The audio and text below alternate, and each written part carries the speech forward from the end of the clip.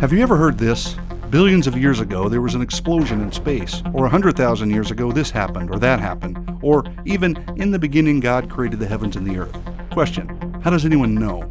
I mean, was anybody there to observe it? Well, actually somebody was, but I'm getting ahead of myself. Check this out. First of all, we need to recognize that there is a huge difference between observational science and historical science. Both are valuable, but very different. Let's define the two real quick, shall we?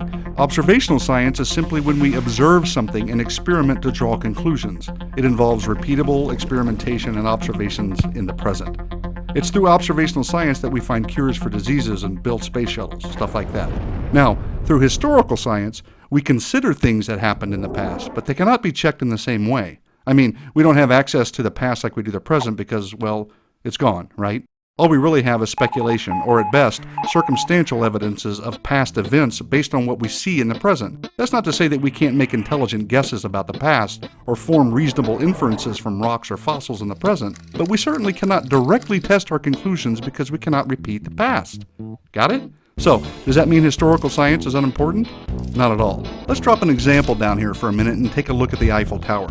You know, that 19th century Parisian monument designed by Gustave Eiffel that stands 1,063 feet tall, which was built as the entrance for the 1889 World's Fair and is still the tallest building in Paris today, visited by millions of people each year? Yeah, that one. Well, guess what? Everything I just told you is true, but how do we test it?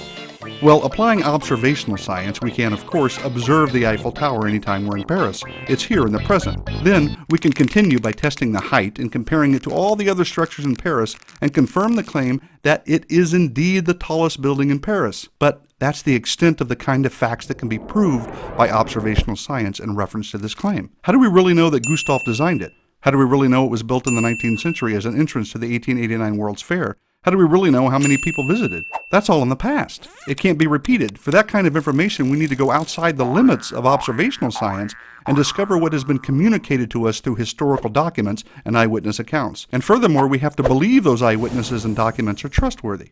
The same is true when we talk about the origin of the Earth. The Earth is here. We all agree with that.